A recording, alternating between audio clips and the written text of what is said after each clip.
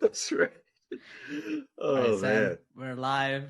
Not Yes. live, but recording Yep. live. That's usually how it works. Yep.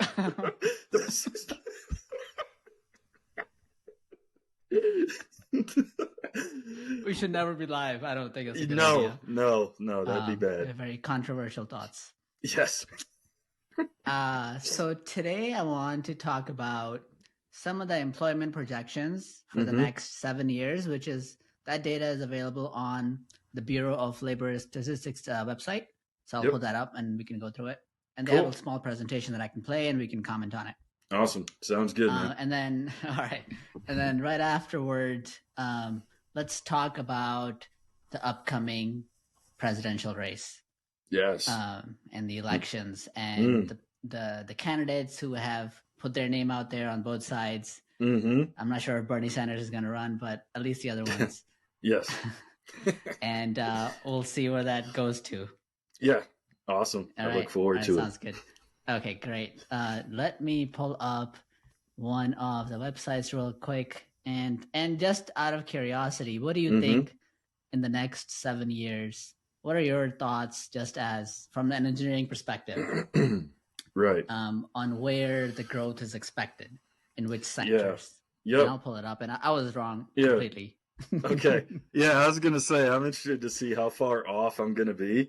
I'm thinking from like an engineering standpoint that maybe more on the automation, technology, IT side, maybe more where the growth is, right? From a manufacturing side, it's still tough for the U.S. overall to really like build strong manufacturing jobs. That's been steadily decreasing over the years and the decades. And I think, assuming outsourcing and everything continues, that trend will continue. Potentially, there may be opportunities from an engineering side and manufacturing from maybe a remote position, right? Doing design, doing drawings, CAD work, things like that. But doing it remotely for sites that may be overseas or in remote locations, right? From a cost standpoint. So I see kind of things moving towards that direction. Maybe the service industry continuing to grow, continuing to increase is kind of what I see. And then, potentially the public sector, government sector decreasing. No, government always increases. So that'll be strong. Well, yeah, it depends on the party, I guess. It depends. Yeah, thoughts differ. But yeah, it's while philosophies may differ, though, there's usually growth in some areas, right? It may depend on the department, right? But there's usually growth in those areas. So I would say those are my guesses. Hopefully one of them is accurate. Let's bring up, I'm going to start sharing my screen. Yep. Let's see what we find. All right. Alrighty, this should be good. Here's the first one. Okay. Right. Here we go. So this is the BLS website, bls.gov/EMP is the employment projections. There's some other subjects down here. I clicked on specifically employment projections, and that's the screen we're on. Excellent. Alrighty, so here's this video. I'm going to enlarge this, and let's see what they're talking about here. All right. Live commentary. Yes, that's right. Music? I don't know if you can hear the music. There's some music. I can hear it a little bit. Great graphics. Great graphics. Okay, let's just pause the screen for a second. Here we go. Wow. I think I have that song.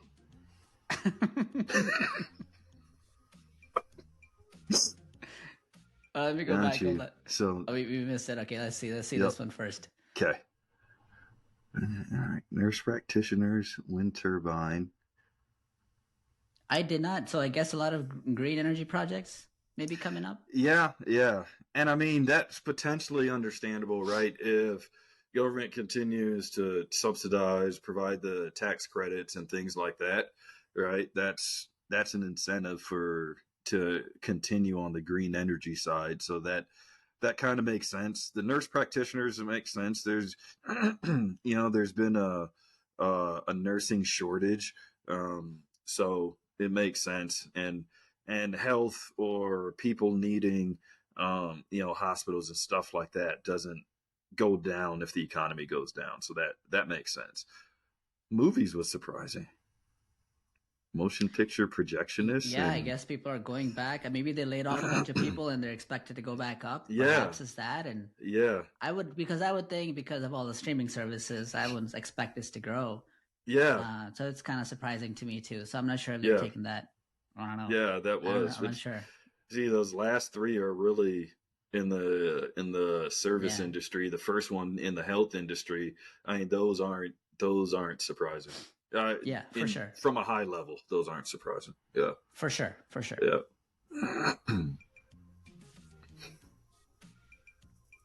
This is related to the percent of new jobs. Yep. And then the raw number. So then, interesting, the motion picture one, the percentage is high, but it's not. It's only 800. They probably laid off a lot of people because of COVID and hiring them back in. Yeah, exactly. Okay.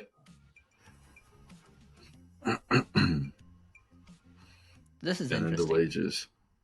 Yeah.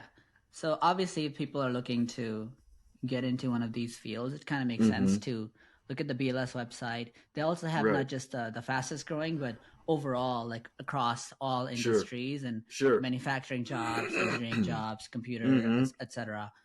So I guess if I had this when I was trying to choose which major to go into, and if I had access to these stats, or perhaps our counselor had access to these stats, that would have been very helpful to figure out where, like, even if my interest didn't lie there, perhaps thinking out 10 years, maybe that would be helpful for me. Right. That's right. Would you have done something different? I don't think so now. And looking back at it, because I switched from electrical engineering to software, from hardware to software, I suppose. So I think for me, that was the right move. Gotcha. But if I had known earlier, perhaps I would have gone into software much earlier if I knew what the projected growth was. But I had no idea. Makes sense.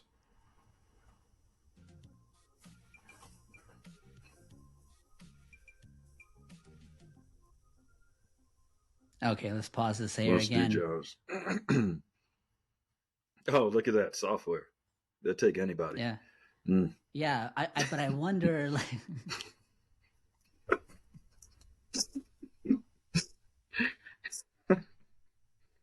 I think that's why I'm employed, because they'll take anybody. I wonder I wonder because of ChatGPT. I wonder how much of that will disappear, like how much it'll fluctuate, going back down. I'm curious to know. But like general and operations manager, I think that's probably going to be expected to grow further, depending on manufacturing, right? Or industry.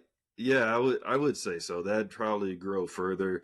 Again, even with, outsourcing, having sites all over the place, you still kind of need the general managers, still need the operations managers. It's no different, the kind of the legacy manufacturing, but also any green energy or any, automated, even if you think of plants that are heavily automated, right? They're still the managers, they're still the general managers that are needed there. So that makes sense. And then you look, what's interesting is you see the first, second, and fourth one, again, service related to services. Yeah, and home health and personal care aides. I didn't know there were that many jobs there. I had no idea. Cooks, totally understand, but fast food and counter workers, that makes sense. Both of us worked at the counter. Yes. Fast food, so we completely aligned with that one. So that's great. Exactly. Yes. Many years. The minimum wage though was very low when we were working in fast food. Yes. Yeah. I think that more shows our age. All right, let's keep this bus rolling. Let's keep it going. Oh gosh. Okay, alrighty. Let's see. The growth percentages. Cooks and restaurant. Maybe we should start to learn to cook, man. That's healthy. That's looking healthy. But I mean, again, it makes like the way looking at the percentages, that makes sense. And even on the fast food counter workers, the 8% also makes sense. When you think of, doing the curbside pickup, the Grubhubs, the Door Dashes and things like that. While that 200K raw number looks big, it's just a 8%. It's just a 8% growth. I think what we were talking about earlier for the second one here, cooks and restaurant, because of all the closures and issues during COVID. Maybe that is maybe about getting at an average level. I'm not really sure what it was before. They don't show that here, like pre-COVID and post-COVID in this section, but 37% growth, is that getting back to 100%? I don't know. Yeah, is that getting back to normal or what? But I feel like restaurant stuff should be like, barring things like COVID, that should be consistently strong. Because I think in general, regardless of thoughts or opinions, one thing we love to do in this country is eat. So, Old Country Buffet back in Indiana I remember Old Country, dude. Is this still open? I don't know. I don't know. It's been a while. It might be. It's been a few years since I've been there. And it was, they were probably the best deal around. Oh, yeah. Feed a family of 8. Oh, yeah. On minimum wage. It was pretty exactly. Pretty great. Yeah. Old Country was ridiculous. Just pull a chair up to the buffet. All right, let's see what else is holds. Yeah. Okay, let's take a look at the wages here. Okay, so not surprisingly, in software development in these days, since the boom, everything else, general operations and manager, that's looking pretty great. Yeah. I wonder the type of degrees and experience that requires to get up to close to that wage. Yeah, and usually in general, the degrees are in like either the STEM sciences or business degree from the general operations managers, at least from what I've seen. But what's interesting, and this is looking at the median annual wage, I think this will vary greatly depending on the location in the country. Because I've seen opportunities or salaries that are much, much more than that, just under 98K there. But I think it depends on the location. And a lot of the locations I think about for like manufacturing, where we'll still do manufacturing, that's generally places have lower cost of living, lower taxes. And as a result, the salaries are going to be a bit lower. Yeah, and based on all of the outsourced manufacturing that we have in this country now, bringing that back, I would assume that it'll be hard to find the folks who have this experience or are willing to do this job, because we've exported so much and now we want to bring it back as a spike. So I would imagine they would offer higher salaries. To get that restarted. Yep. Yeah, I would agree. With that. I see why you got into software. Okay, let's see. So data science, okay, that makes sense. Information security and analysts, statisticians, web developers. I think web developing is probably going to go down in the future because you can create a lot with automation these days. Yeah, that's true. And a lot of people are looking at apps now instead of going directly to the desktop. So I wonder how that will change. Yep. Yeah. And I guess what stands out to me here was kind of the data scientists and the statisticians. Analytics is starting to become such a huge thing. And you already see it a lot, or you hear about it a lot more in like sports, for sure. But across the board, right, analytics is being used a lot more. So the statisticians, the data scientists, that's it's interesting to see them on here, but it's understandable why. Yeah, for information security analyst in that field and security specifically, I am seeing a lot of like people I know who are going towards getting their cybersecurity certificates and getting into that field specifically, especially for the DoD. So that is always helpful. Yeah. Yep. Yeah, so I agree with that. Let's see if they show the median salaries here. Here we go. This is in 2021, and I wonder how this will increase. They don't show the projected increases here, but okay, this makes sense. This is in line with the software portion that we talked about before. Yeah, that's completely in line. Mm-hmm. Nurse practitioners, that's looking great. Yeah. 46% growth projected as well. Yeah, which makes sense. I said they're dealing with shortages and stuff. It makes sense. Salaries would be higher. Yeah, I wonder if, so this is a government website, I wonder if we're also expecting another pandemic and they're like, oh, let's just boost this up just in case. Yeah, just in case. I wouldn't be surprised. You always want to be prepared for the unknown that might be coming. Mm-hmm.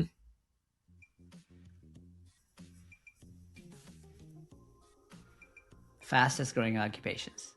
All right. Okay. This is some post-secondary education required. Wind turbine again. Okay. I've seen some of the videos on folks that go up all the way and repair some of these turbines.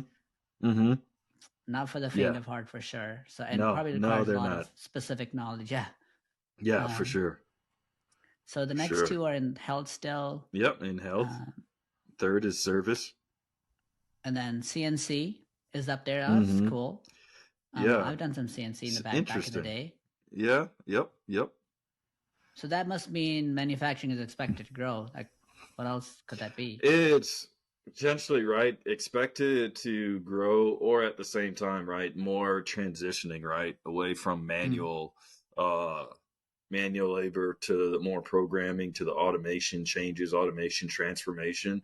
Could be that as well. Because if you're going that direction, right, it's a different type of worker you need. More robotic work and just some programming required to get that off the ground. Yeah, exactly.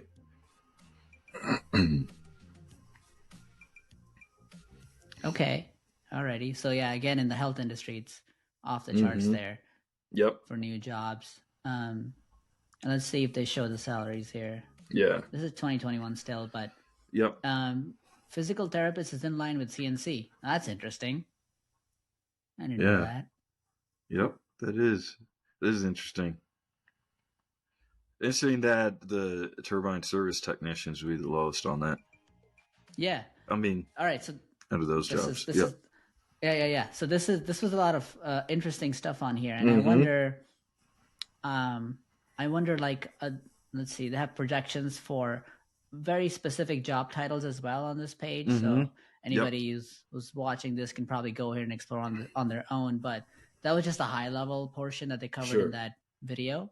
And then they go into specifics on each one of these sections too. Like if you click on, for example, management, then specific items under management are also shown. And they show you what kind of degree you need. Got you. And the salaries as well. So like this one highest is 131 for financial managers. Just a bachelor's degree needed. There you go. Interesting stuff, man. Yeah. Cool. This was good. Bookmark it. No, I mean, it's good to kind of get an idea, at least, where folks are thinking kind of the market is going, especially now, for maybe people early in their career or looking for a career change, right? I think this is good information to have to help you as you search what'll be the right path for you, from a job security standpoint, from a salary standpoint. I think this is interesting, and this is like good.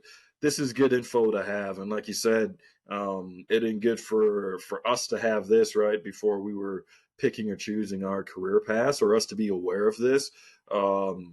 And yeah, I think this is something that's definitely helpful, and hopefully now in high schools, colleges, and stuff, more of this information is being pursued and given to students.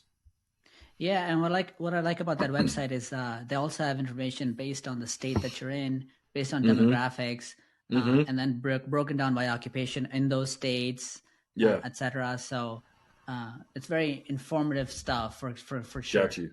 Yep. Okay, so let's switch gears a little bit. We do have elections coming up pretty soon, and I wonder how that'll affect this outlook that they just showed, like how much of their projections will stay on track versus go down or even exceed, etc.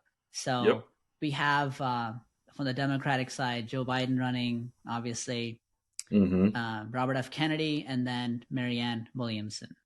Yep. And what's interesting is that I don't see too much coverage for these two candidates, the RFK or Marianne Williamson, on any of the outlets. I think Fox News had invited both RFK and Marianne at one point, and I think CNN may have done the same, but it's still very low from both sides to cover these two. Yeah, and I think, some of it's like the power of incumbency, right? And sometimes the benefits of that, as far as taking the oxygen out of the room for the other candidates, which is too bad, no matter who it is. I mean, I'm intrigued, with RFK Jr. Some of the kind of his outspokenness, and I know, I believe over the weekend or towards the end of last week, he actually did a border visit, which got some good coverage. I think he was in Yuma, Arizona, and there's just some good things he's talking about as far as government response to the pandemic. The government and private industry, are they too close? Right? Are they too connected? Things like that. Things that I hope, as time goes on, get more airtime, right? And there's more opportunities to have a very just an open and transparent debate, regardless of kind of where you fall on the political spectrum. Being able to hear and understand what's going on in different point of views is important. So you're right that the airtime given to RFK Jr. or given to Marianne Williamson has been very, very small, very limited. I hope it doesn't stay that way, or at the very least, I hope those that are interested and want to understand what's going on go and seek out the information for themselves, versus waiting for a news channel to provide it. Go and seek out the things that you want to know. Yeah, I think that's on us to do as part of this democracy. We have to go and seek out these candidates, find out what their platform is, and see if that resonates with us or not before we decide. Because all of this stuff, like whatever we do, obviously local elections and federal and state elections, they all have an effect on our careers, our jobs, and the job market in general, on a macro level. So RFK is a lawyer, it says here, and Marianne is an author. So RFK has been in the government for a while, I think, but I'm not sure on Marianne. Yeah, and of course, being the son of RFK, he's been in and around government. I know prior to the pandemic, he was more so known for being more on the environmental side, and I think that's where he is actually an environmental lawyer, I think, if I'm not mistaken. So a lot of what he'd been known for before has been on the environmental side. He's spoken up a lot, especially recently, as far as COVID goes and how that was handled. A lot of it that I agree with him on.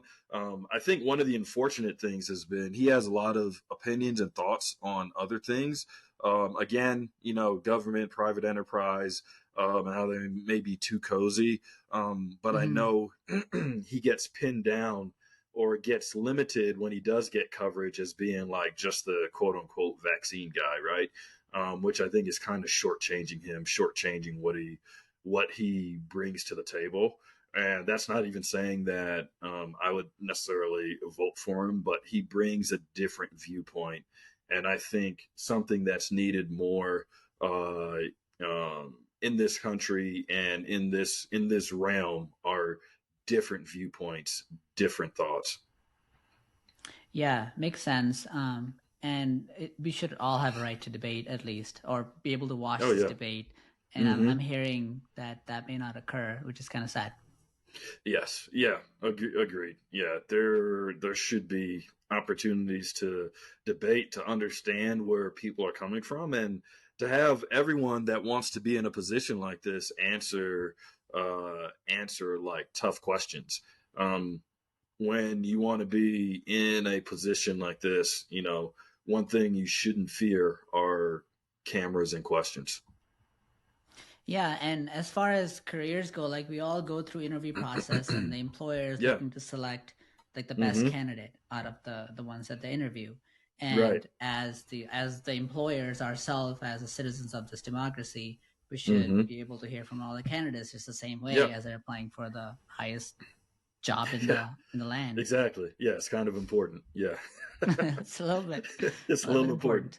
Yeah. So I see that plenty of Republican candidates have tossed their hat in the ring. Yes. Yeah. Any thoughts on but Ron DeSantis has been in the news a lot, so I think everybody is aware of him. Chris Christie as well, for you remember him for the past elections.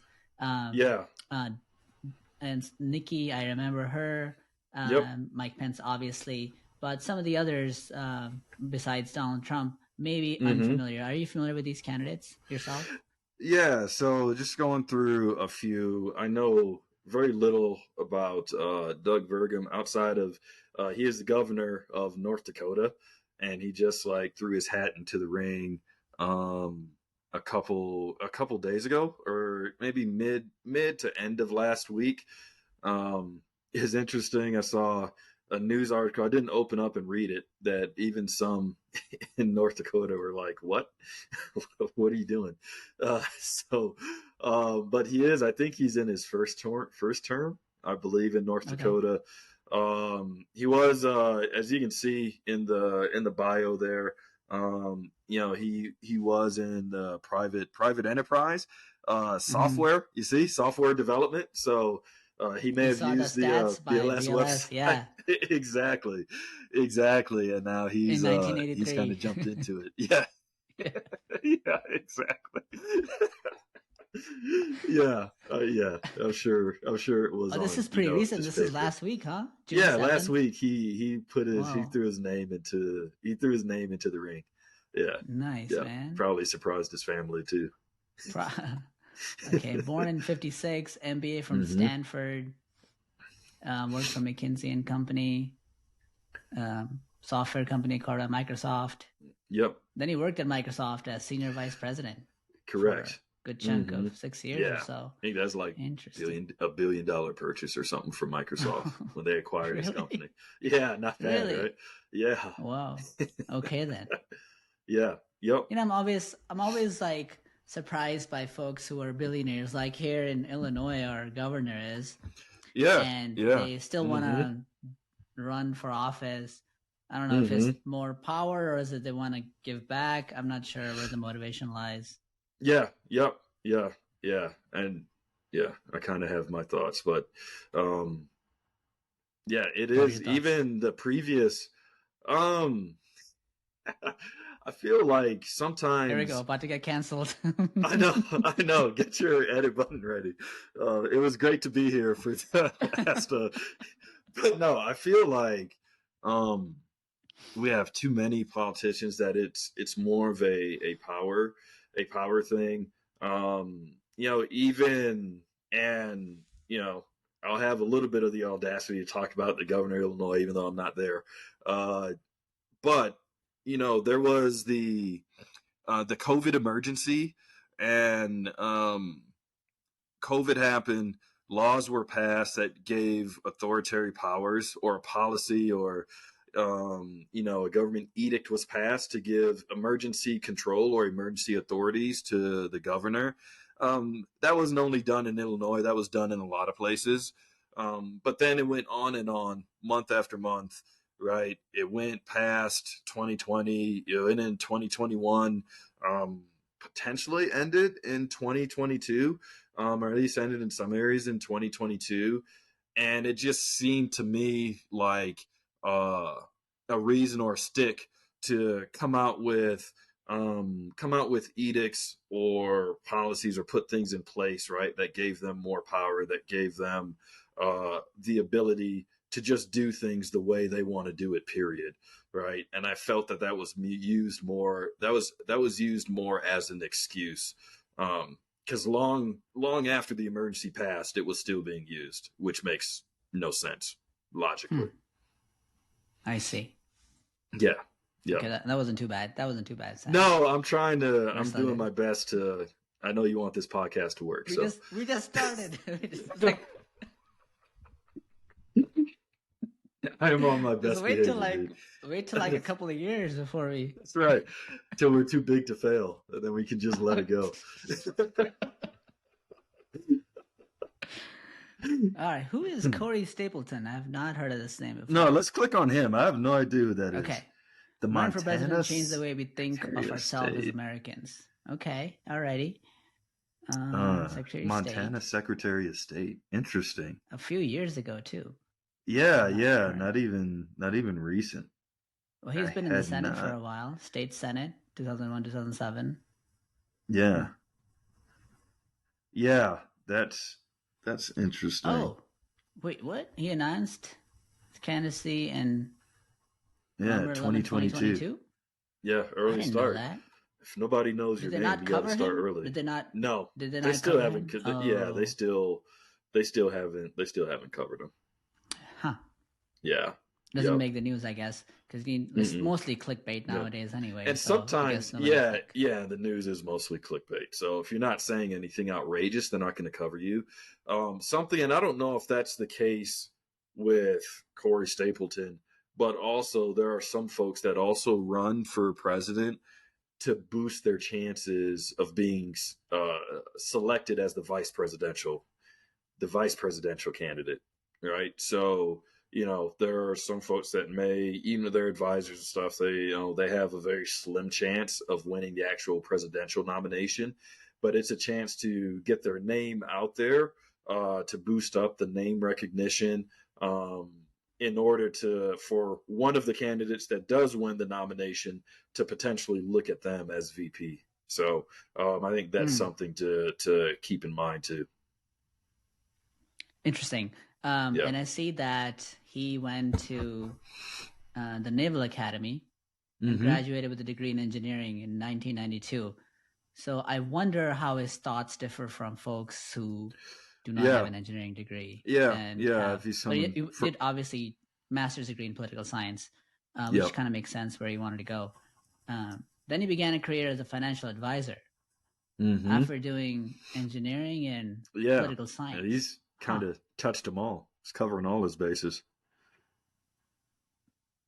Then 2000 political career started. Oh, wait till you get to the last sentence. Country music. Before you get, releasing 2 albums under the name Corey Stapleton and the Pretty Pirates. Yeah. I did not know that. They're going to hold that against him. I bet Trump is going to look at that sentence and be like, I got this guy. Don't worry about him.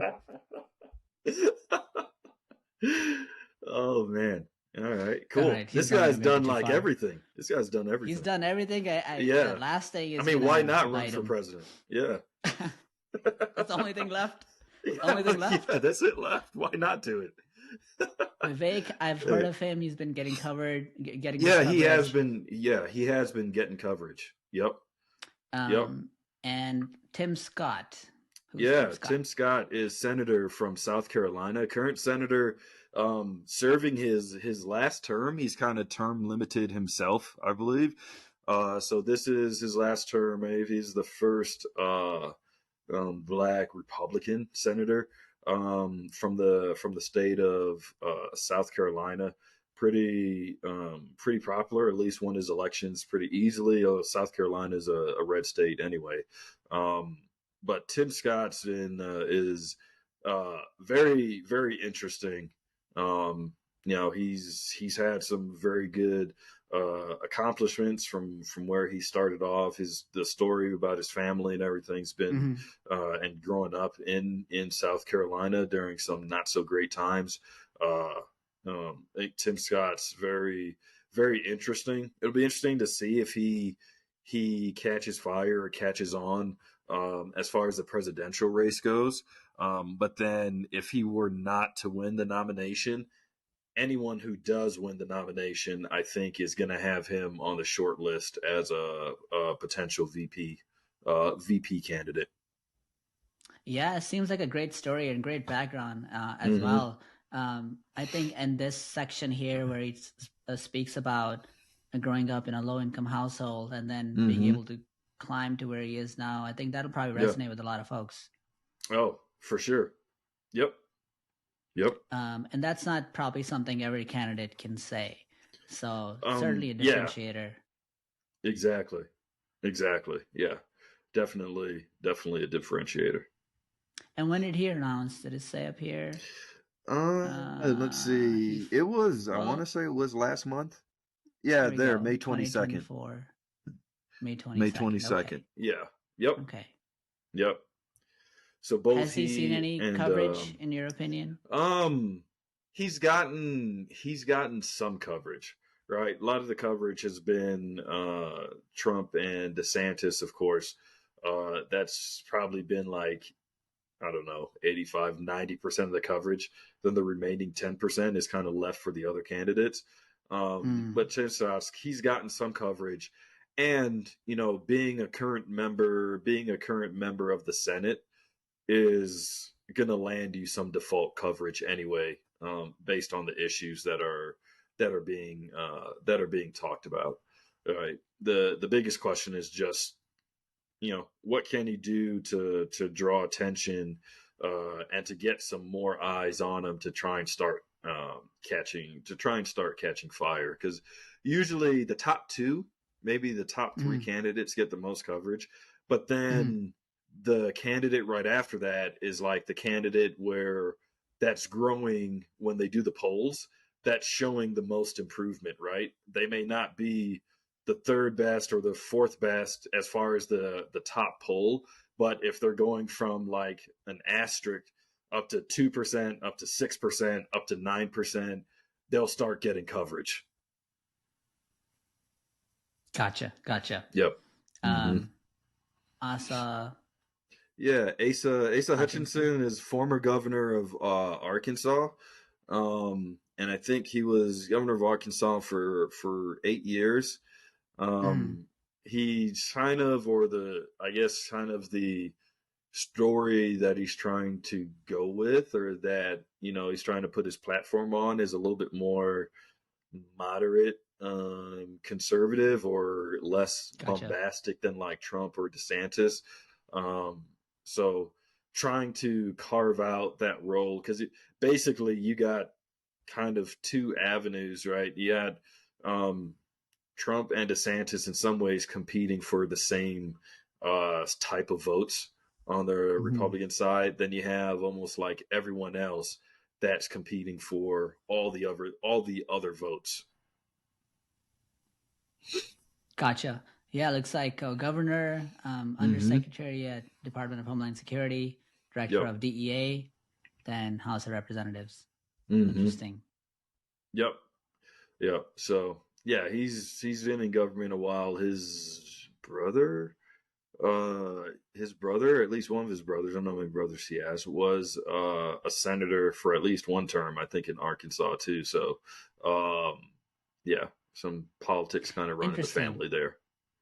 Gotcha. So he is asking Donald Trump to end his campaign because, according to this sentence, he thinks the criminal proceedings will be a major distraction.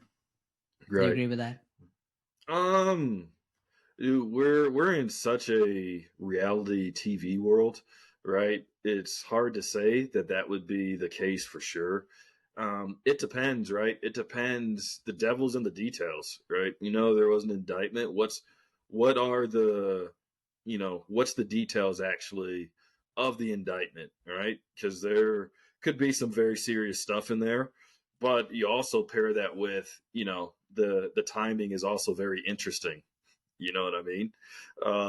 So, I think it's left to see if that will be the case. But I'm not surprised at the statement because, again, former Governor Hutchinson is trying to set himself up to be the person for folks, for Republicans that do not want to vote for Trump or do not want to vote for DeSantis. He's trying to set himself up as the alternative. And when you're doing that, those are the statements you put out. Makes sense. And I don't think any of the news media outlets, the major ones at least, would want Trump to be indicted and put in jail because the story ends there. There's no more ratings to be had.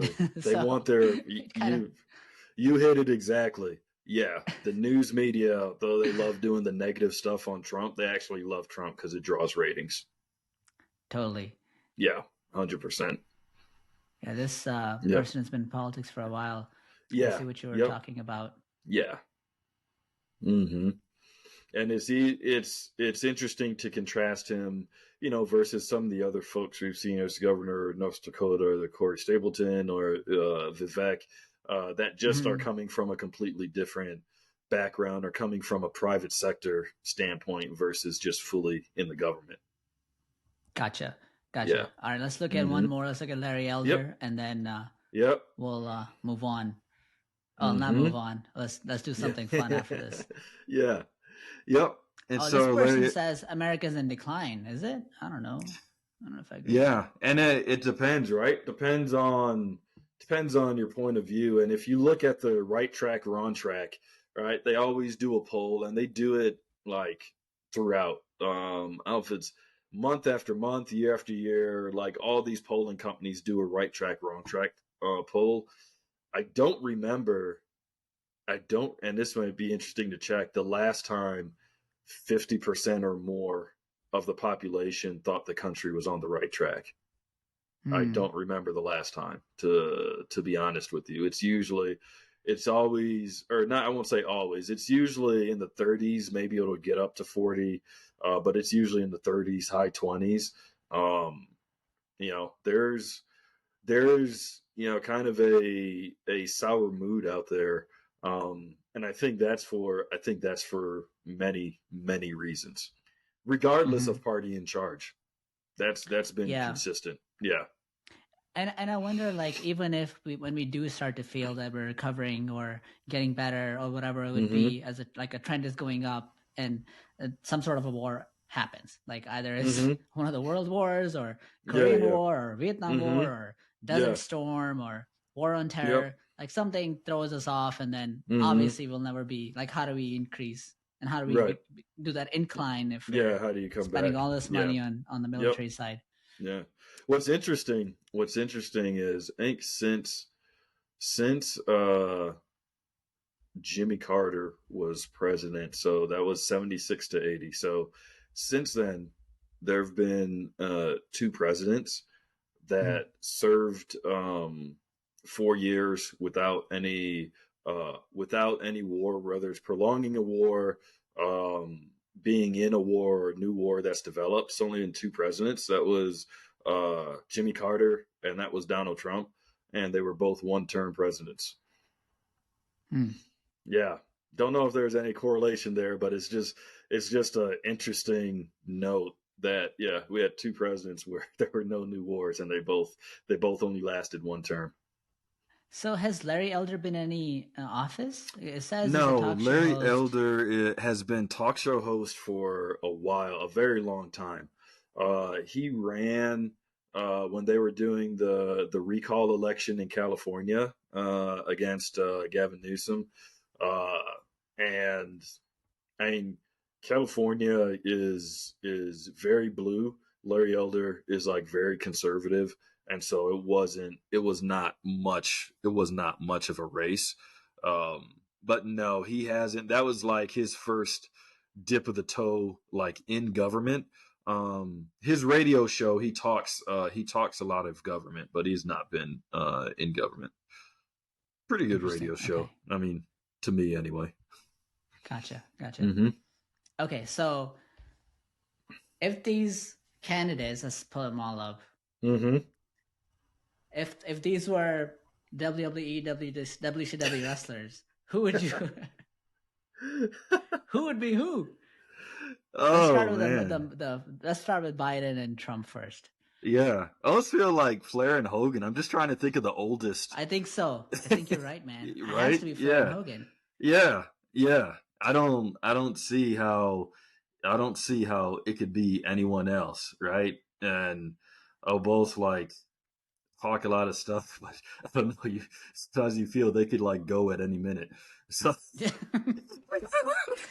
yeah, especially during when they were debating each other, man. Man, yeah, that first the first debate was ridiculous. Yes, that was a sad day for the country. Who do you think Doug would be, Mr. Burgum here?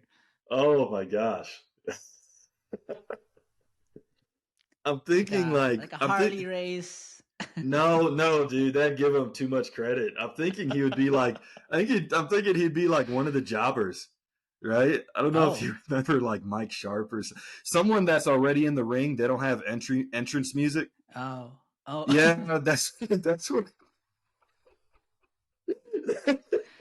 You know they're not gonna last. They do some good stuff. Yeah, he might get one move in, and then like before you know it, like. It's like Yokozuna versus some like 50-pounder, and you know exactly. Yeah, he'll get one chop in, and then that'll be it. Anybody else pops to mind when you think of wrestlers? Being super imaged on these photos here. Oh man, let me see. You know, Corey Stapleton looks like he's been wrestling for a while. He has those. He has that look. Yeah.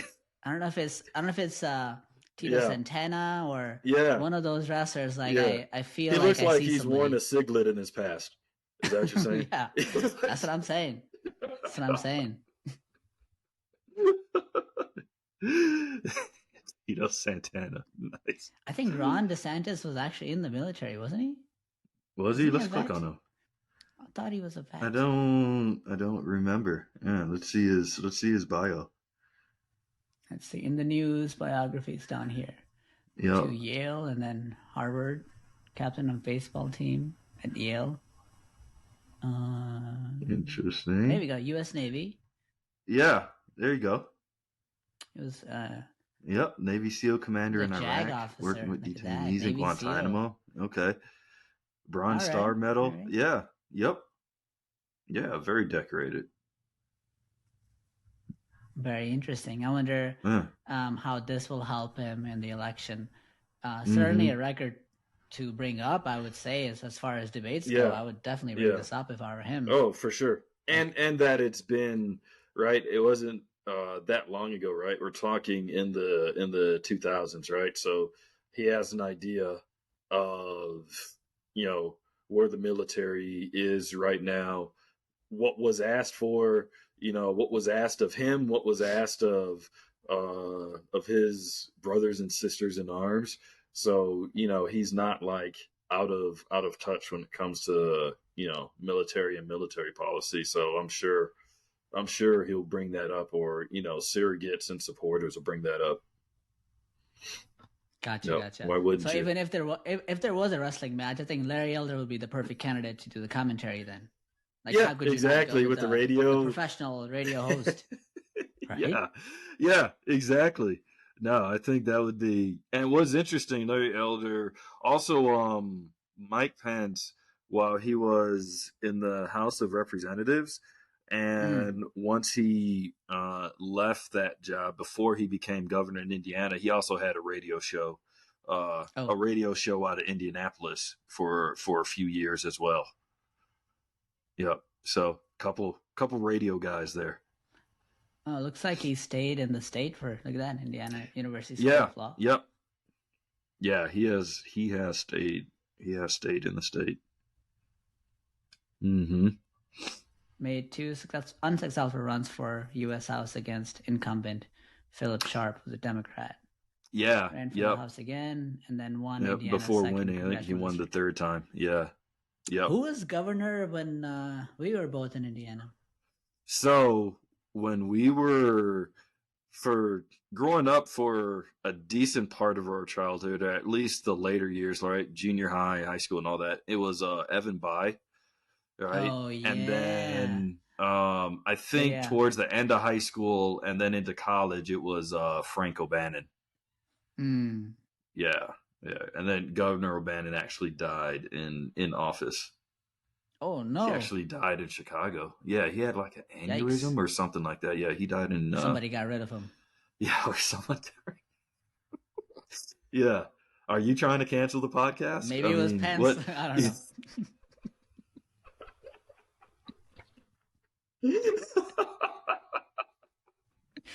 Only two ways to win. I know. That's either right. Election or other persons no longer. That's right. That's right. It sounds like maybe you're working on a book or something. Or the next podcast. Just conspiracies all over the place. Oh man. So this is Chris Christie. Yeah. Let's see. Yep. New Jersey.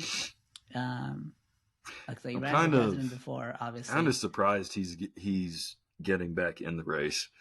Like I felt like his time like came and went. Yeah. You think he just did it as a reaction because it's pretty recent that he just did it? Honestly, I think he did it out of spite. I think he did it out of spite against Trump, right? Because Trump turned on him. He was part of. He was either part of Trump's campaign once Trump became the nominee. But somehow the relationship soured. And honestly, I think it's a combination of like ego and spite as to why he's in it. I mean, unless something miraculous happens or Trump and like 8 of the other candidates get indicted and put in jail, I don't think Christie's going to get many more votes than you or me. I think you'll get a few more than both of us combined. But you know what? Not that much more. Not that much. Yeah. Respectfully speaking. I think I've seen him appear on like one of the CNN, MSNBC news outlets. I'm sure. Beyond Fox as well. So I think he's like playing both sides, like whichever side. Oh yeah. Yep. Whoever gives him enough cash airtime. Yeah. Oh, for sure. And obviously he'll go on if he's going to trash Trump, CNN, MSNBC, they'll have him all day. Yeah, exactly. Just saying. Exactly, man. It's just like all negative news gets all the attention. Yeah, it gets the attention, man. It gets the attention for sure. Let's see. Possible Democratic presidential candidates. Oh, these are. Oh my gosh, that's quite the list. According to Ballotpedia, I suppose. Yeah. Discuss in the media and ask potential candidates for 2024 Democratic presidential nomination. Okay. Pete Buttigieg, I don't think he'll run because all the issues that have happened recently with. Yeah, I don't know what record he would run on. Yeah. I don't think she's going to come back. Hillary Clinton, I doubt it. Yeah, hopefully not. Yeah. I don't think she'll. Kamala will. Moving on. Moving on.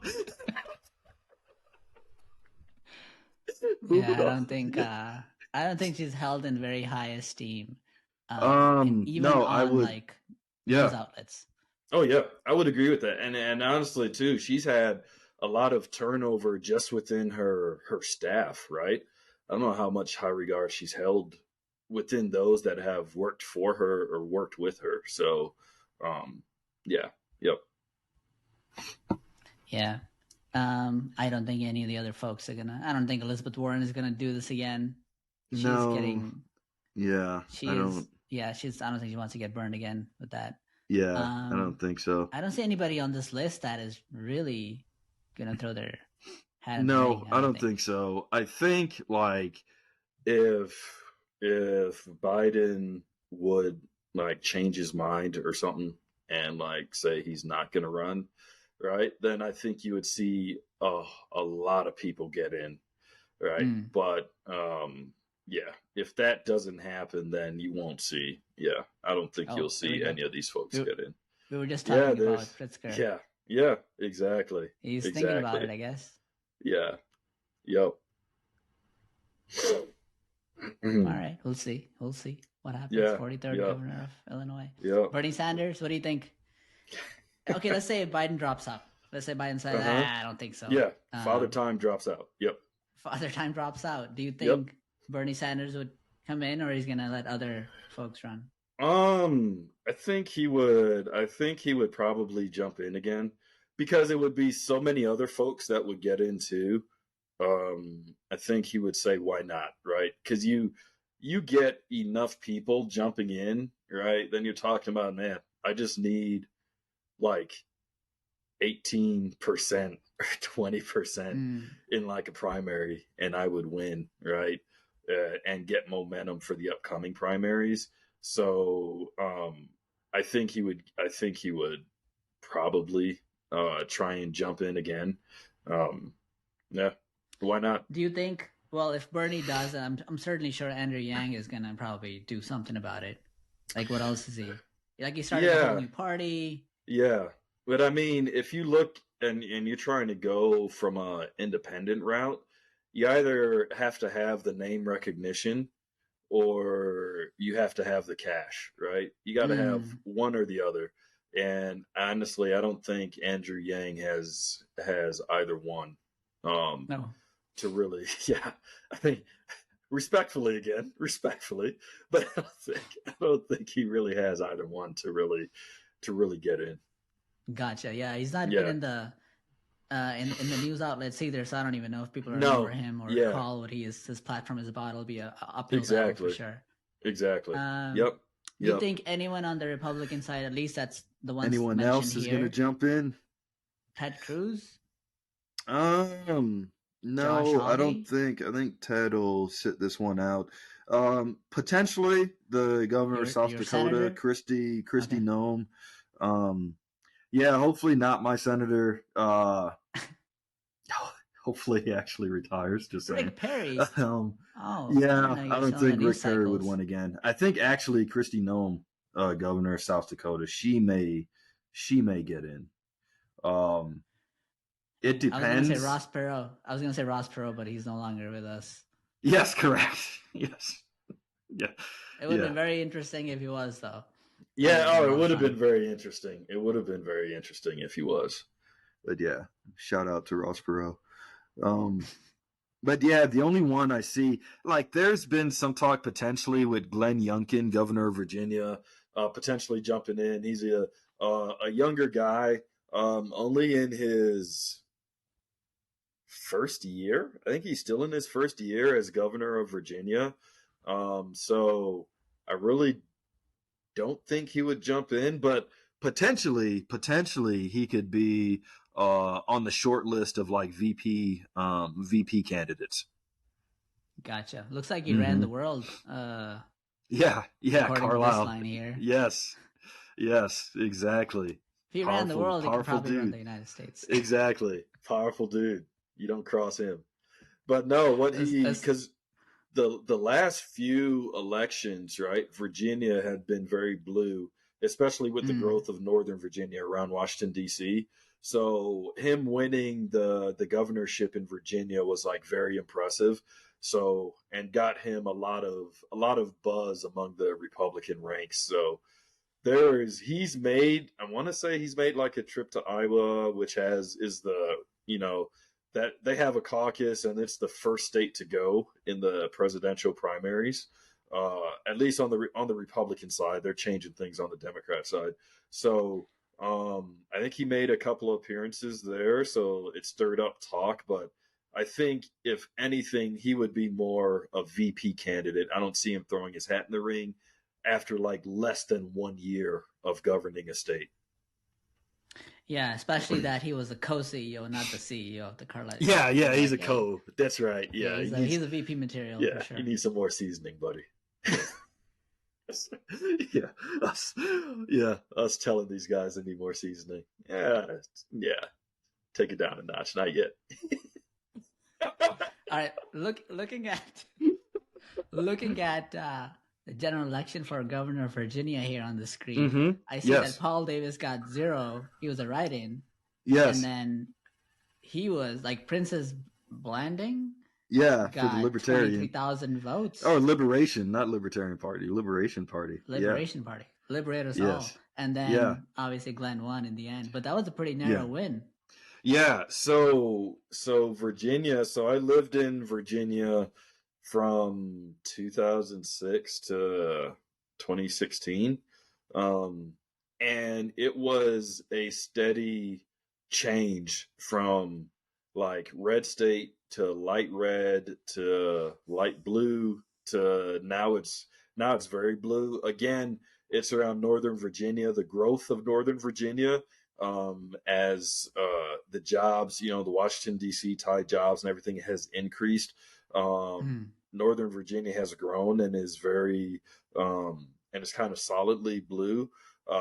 So him pulling off that win, and as narrow as it was, like 2 percentage points, was very impressive, and something Republican hadn't done in a little bit. Yep. Very interesting. Mm-hmm. Anybody else on this list that pops up out at you? Yeah, I said Kristi Noem. No. I mean, she can try, but she's not very popular in the Republican Party. So I don't see her. If she gets in, it's getting in to like just to cause trouble within the ranks. It's not because she got wiped out in her primary last year. Okay. But Kristi Noem, governor of South Dakota, I think there's a chance she could get in, if nothing else, to increase her profile from a VP candidate perspective. I know she was reelected by a pretty large. South Dakota's a red state anyway, but her first go round in the gubernatorial election in South Dakota, she had a very slim win, and then she dominated in her reelection. So that boosted her profile. Pretty popular there. Has good recognition within the Republican ranks. I wouldn't say like nationwide recognition, but within the Republican ranks. So I think she has an opportunity to jump in. Good story, and from what I hear, has done mostly good things in South Dakota. But again, it's if she looking more from a VP standpoint, or really think she could be go for president. Like if the indictment, if Trump's indictment really goes bad for him, and he's looking at jail time, and folks are getting turned off, I think she would definitely jump in. I think she would definitely jump in the race. Gotcha. So Rand Paul has always intrigued me. Especially not just because I voted for his dad. One of the few. Right? One of the few. But his whenever he talks to Fauci, on the Oh floor, my gosh, dude, that is must see TV.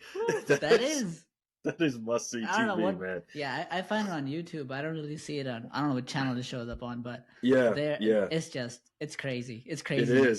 It is. But no, I'm very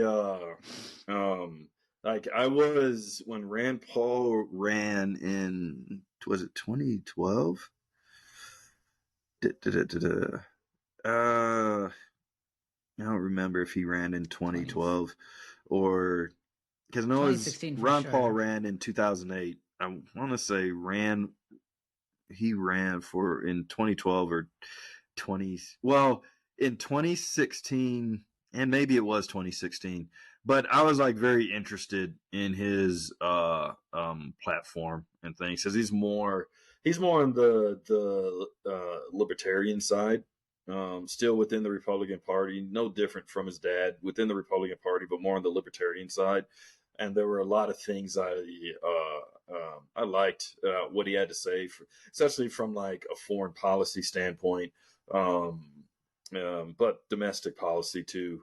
But yeah, he never really caught on. So I think unless something drastic happens, I think he's staying in the Senate. And he never caught on the first time he tried to run.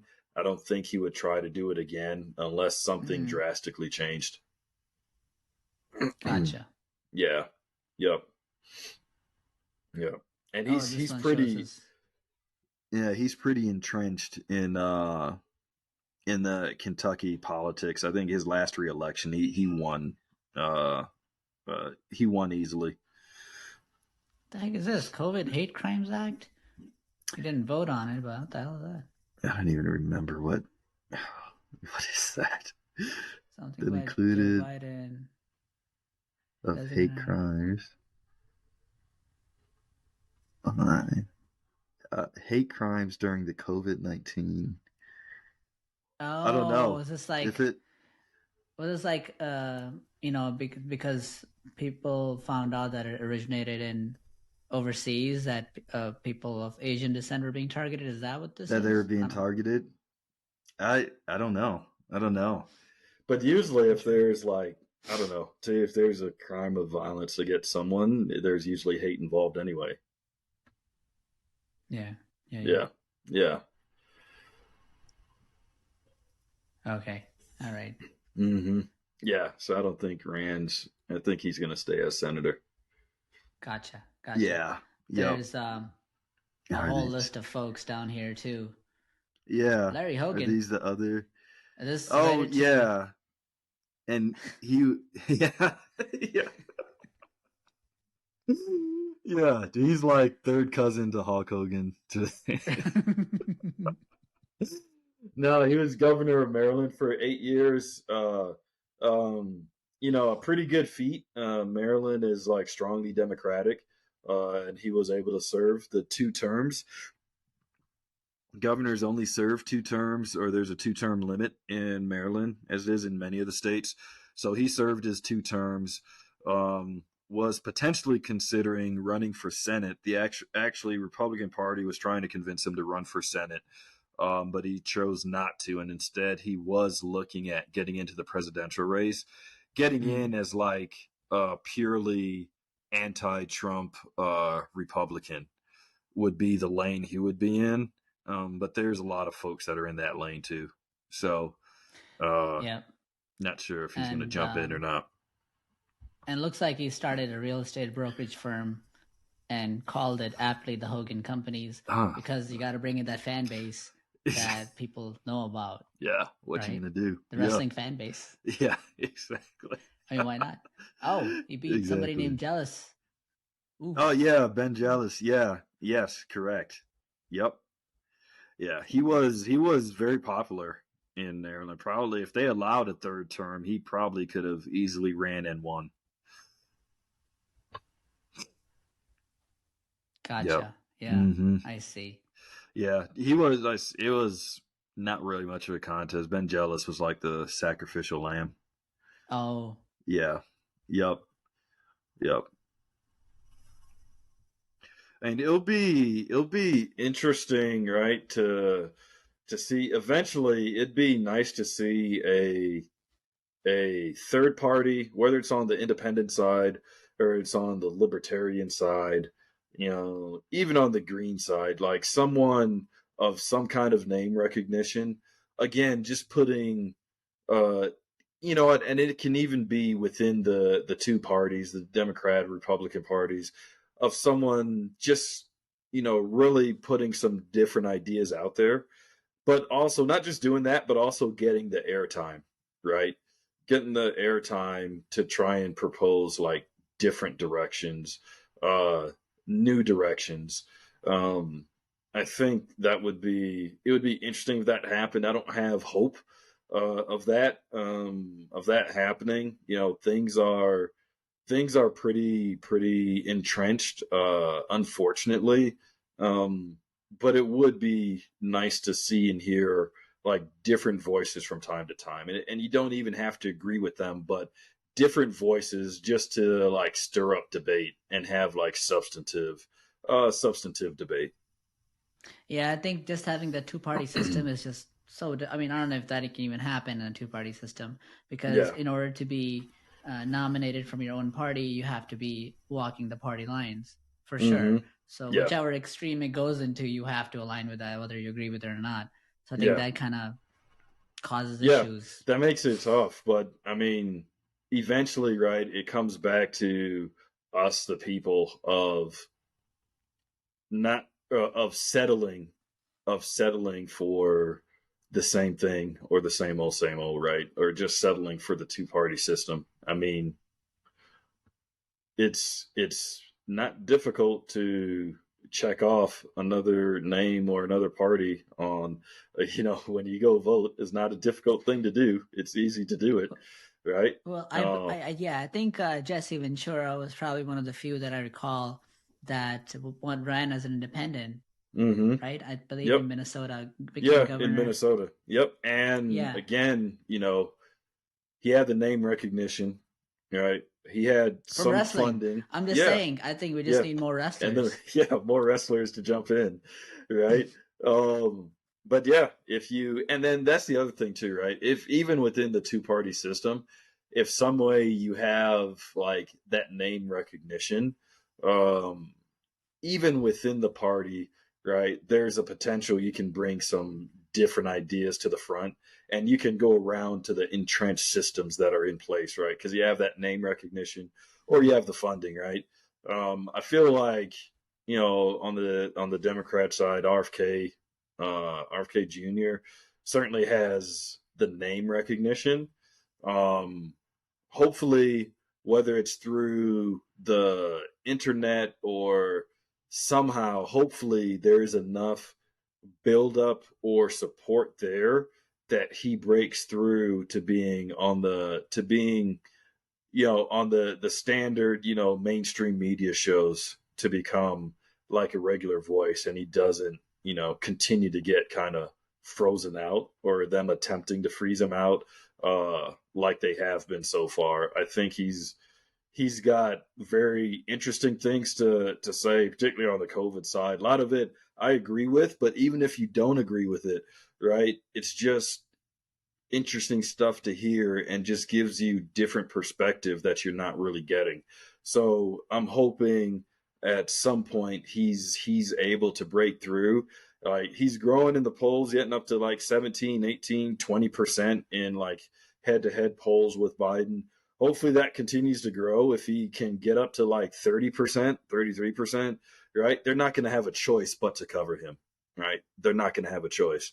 So hopefully, just to be able to hear those different voices and those different points of view, I'm hoping he, out of probably all the candidates we've gone through, again, not that, he has my vote, but I'm hoping he gets an opportunity to get more people to hear what he has to say. Gotcha. Yeah, I want to hear from Asa. Asa for sure. Asa, you want to hear from Asa? Yeah. Burgum, interesting. Bring him on, I just say. But and I think, right, when the debates start on the Republican side, trying to think, normally before you have to be at a certain percentage. It's not a huge percentage, but you got to be at 2 or maybe 3% in the polls, maybe like 5%. But hopefully at least in one debate, they'll all be on the stage. That might be wild, when it's only like an hour and a half and you got 12 people or something up there. I don't know. You might get through like intros, a question, and then closing statements. But, it'd be nice to hear from everybody. Why is it an hour and a half only? Why not just let it go on? I know what they did previously, and I don't know if it was on the Republican or Democratic side, when there was a large number of candidates. I know the first debate was like 2 debates, 1A, 1B, that they held on different days and just like split the group up. All right. So, but then you're not getting the people actually debating each other. Yeah, you're getting fully. one You're group. getting like half the people debating and the other half of the people debating each other. And I think it was like, well, I don't know. I don't know if it was like the favorites were kind of grouped together, and then like the Doug Burgums of the world were grouped for the B team debate, the JV I think debate. so. I think they probably the JV debate. I think they probably split them up, man, based on ratings. They're like, okay, probably gonna get the most out of that. That's prime time, and this is like 4 a.m. Yeah, exactly. 4 a.m. Right. So you wanted right to after talk the infomercials. yeah. Yeah. So if this talk isn't canceled by YouTube up to now, Yeah. you wanted to talk about COVID a little bit. So if you want to get into that. Oh man. Oh, I appreciate the opportunity. Yeah. Let me get my prepared statement. It's a democracy. Let me Let's do it. Well, no, honestly, let me just prepare my resume in advance. Yeah, that's right. Hey, dude, let me just say it was fun doing these podcasts with you. Fun while it lasted. Oh, hang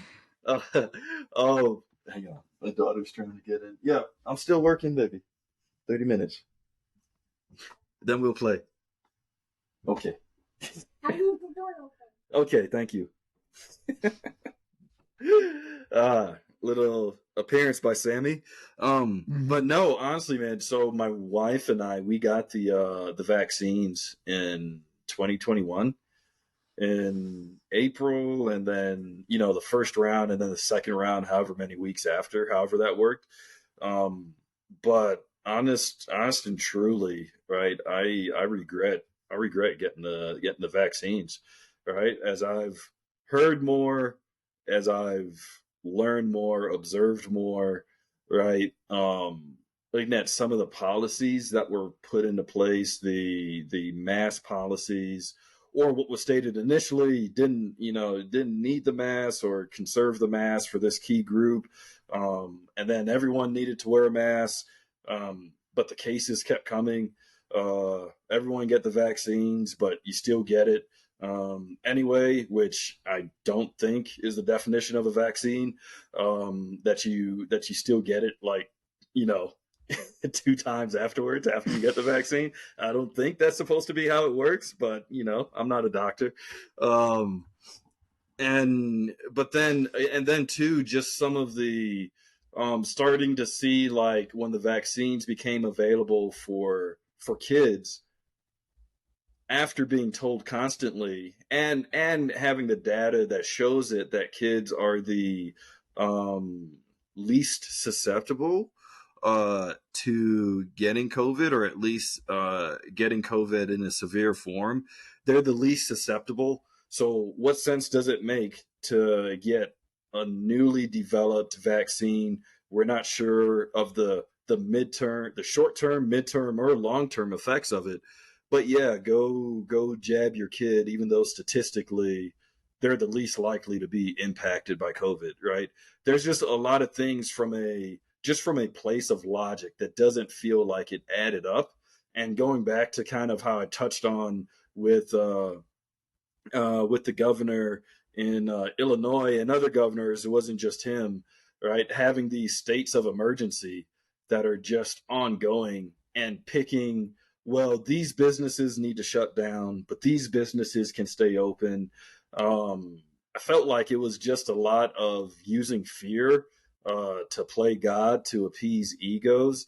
And to me, the data is just in the caseload, the cases, right? The places that were really, especially East, Northeast, that had very strict COVID regulations and rules, the cases didn't stop. They were, some of the highest cases were out there. So what was the effectiveness when you look at it just from an engineering standpoint?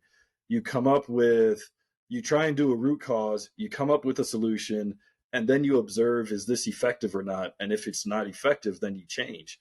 And there was no change, because I think there was different focus. There was a different intention behind governments doing this. And they used fear, to me, just to exert more control. And I don't see the vaccines as really being effective, or even being necessary.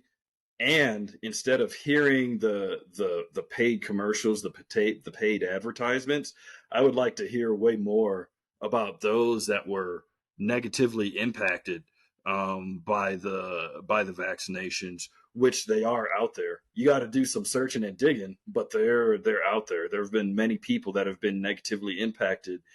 And if nothing else, just from a lessons learned standpoint, wouldn't you want to hear from them if your goal is to be looking out for the people of this country and wanting what's best for them, wouldn't it make sense that government officials would be following up with these people impacted so we know better going forward?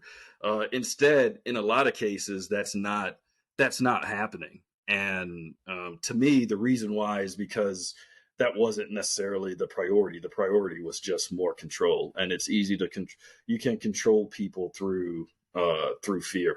So, yeah, fear plays a big part, and I wonder how much control and lobbying the big pharma put in place to make this happen as well. And I think this is like, to be able to see the counter studies is a platform that RFK has maybe a portion of.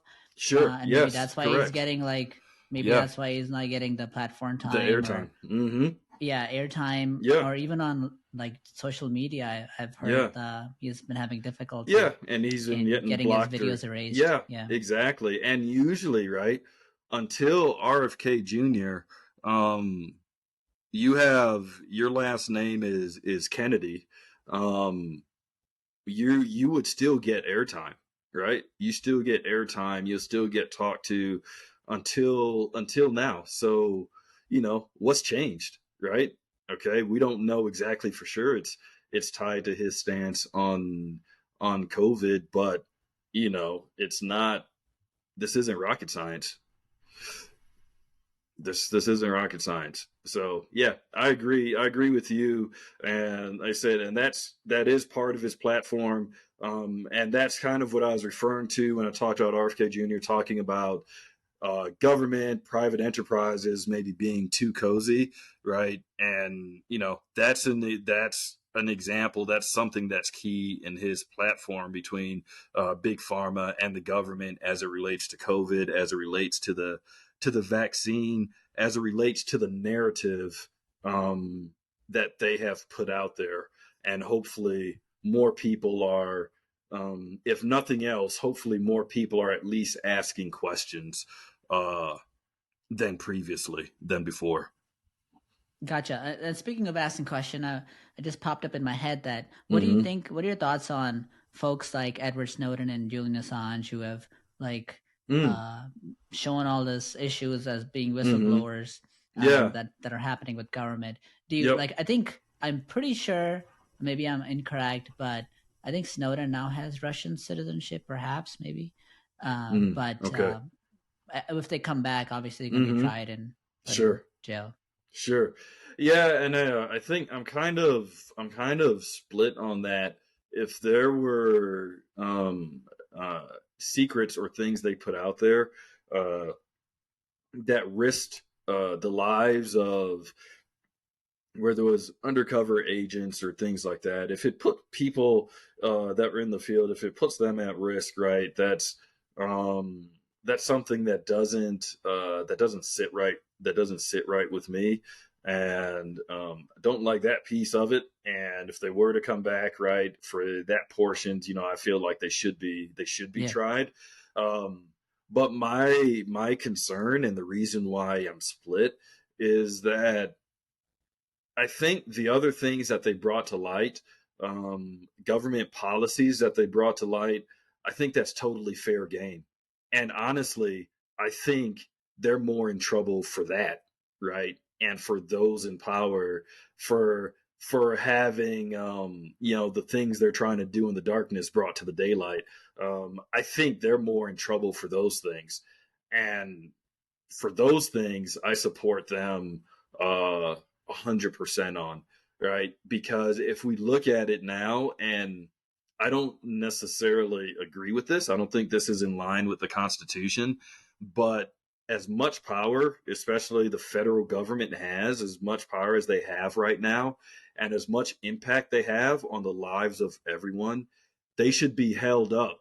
They should be held to the highest level of scrutiny, right? If you have that much responsibility, if you have that much power, you should face the most questions. You should be the most transparent. You should be the most open and the most honest, right? Because that's a lot of responsibility they're carrying.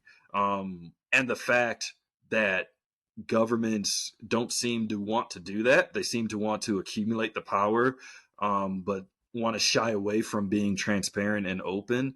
That's not a good thing. And anyone that sheds light on that or opens eyes or just, like I said, just makes people think, even if they're in full support of whatever the government's doing, but at least makes them think for a few seconds or makes them ask a question, I think is a good thing.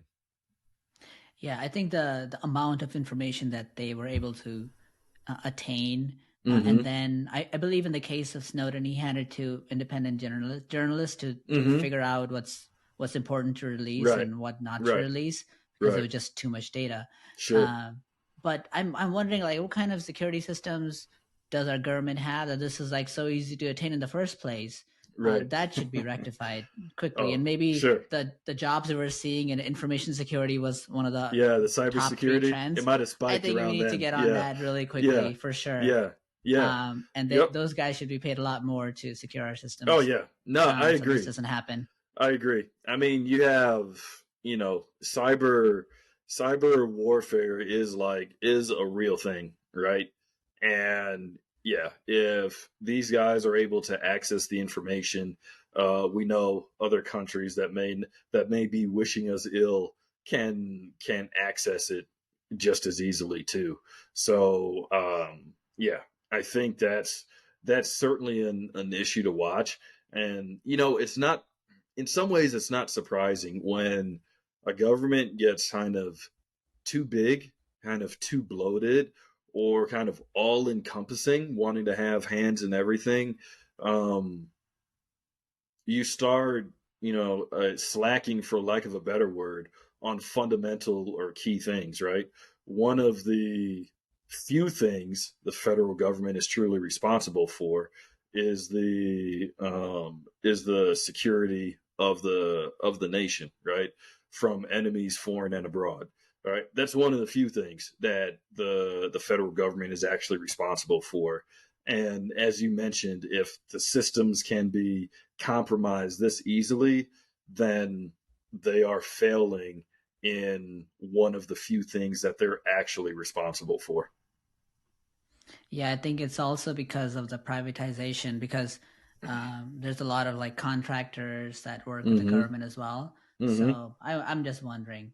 So do you think they'll be, if they come back, they should be tried, and specifically for data that shows that they breached security in a way that compromises the United States? Yeah, for that, I would say, they should be tried. My only concern would be that would be used by those in power to then paper over or cover up the things that were exposed that the government should be ashamed of or should be making changes on, right? Instead of, they'll kind of do the sleight of hand trick and try and get everyone just focus on these key things that breach security and kind of ignore all the other stuff. Don't worry about that. Just continue to trust your overlords. Do you think that we have slowly gone to that direction where we always in this space where government is the overlord? It's not really a democracy. I think maybe controversial, but I don't know. I think we've gotten into that space. Just in my honest opinion, we are in that space where they're kind of the overlords. Part of it is not necessarily because of them, but because us as voters kind of gave it to them, and that we don't stand up enough. But I feel like coming out of World War II, the second half of the 20th century, government's just kind of encroached on more and more things, has created programs on more and more things, has taken stances on topics that I don't feel belong to the government, which causes division when there are strong beliefs on one side or the other, right? That causes that causes division or causes significant things to just be in the hands of 9 judges, whose opinion just depends on what era we're in. And I think, right, and again, that breeds division, that breeds, elections being a zero-sum game, right? My side, it's either win or loss.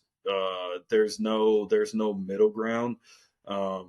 And I think, right, that leads, we've handed, and I feel like COVID's like the perfect example of this, where in our fear, we've just handed so much more to the government, but at the same time, year after year, and like decade after decade, we say the country's on the wrong track.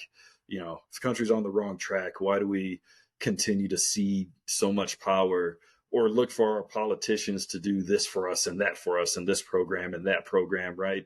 The two don't go together, right? You can't complain on the one hand, but then give the same people you don't trust more power over your life, right? That doesn't make sense to me. So yeah, I feel like we're kind of in the overlord era, I guess.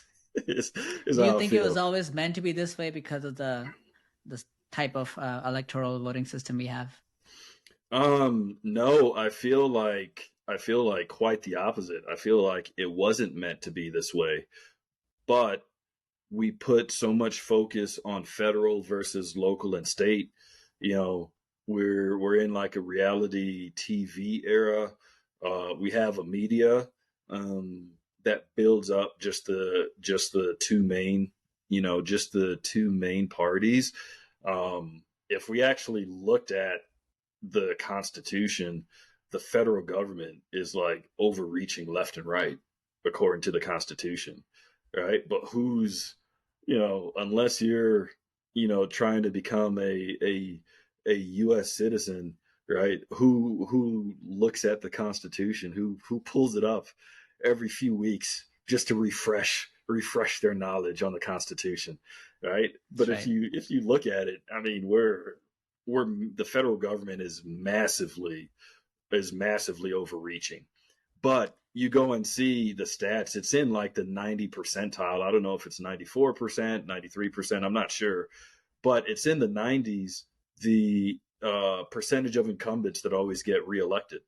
It's in the 90s, right? So, you keep doing the definition of insanity, right? You keep doing the same thing, but expecting something different, Yeah. I think Walter Mondale tried that back in the day. Yeah, it got him one state. It got him one state. It got him Minnesota. Yeah. Well, speaking of, I'm not sure like these days what civics courses are like in junior high or high school and how that has changed since we were there. Yeah. Yeah. You remember who he had? You remember? He yelled at me. One time. Yeah. Was it? Maybe he's still alive. Maybe he's listening. That's all right. He still yelled at me. I forgot his name though. But most of my civic stuff, I learned a little bit in high school. Most of it I learned just from reading books. Just from, doing my own stuff, doing my own research and understanding at home. I learned a little bit in high school, but not that much. It was still very high level. Totally, but I think at least set like the fundamentals in the right place and got us accustomed to some of the terminology and what to expect, perhaps. Yeah. Yep. So I think from that viewpoint, and for some people, it probably piqued their interest, like to be in this arena. Agreed. So I think it's probably important I think that's fair. To have that at some point. That's fair. But what's probably changing, speaking of civics and jobs in particular, is the workshop, the shop class that we had in Central High. I don't know if you ever did you take shop class? Was it required? I didn't take shop class. Okay, so I took it. And I found it very enjoyable. Maybe it was junior high. Maybe I'm mixing the two. But I'm hearing that is on the decline. Like that's not no longer. Got you. Even and that's kind of unfortunate. Because I think school in general, right, it needs to be set up to make sure we're giving students the best opportunity to succeed. I feel like there should be a lot of focus, or it's on the shop class, doing things with your hands, on the STEM subjects, things to be right successful to thrive. I think that's important. And hopefully if that's trending down, hopefully that's just a temporary thing. Yeah, so I want to talk about this the next time, because I want to, like, all the jobs that we saw pull up on the BLS website were things we heard about, but none of this tradesman type work was showing up for some reason at all. So I want to explore explore what that is all about, and what the job market looks like for folks in the trades. Construction, plumbing, etc. Yep, that'd be great. Assuming we have another podcast, I think let's do it. If we're not kicked off and our video is not reported, if we got a show from a bunker or something, let's do it.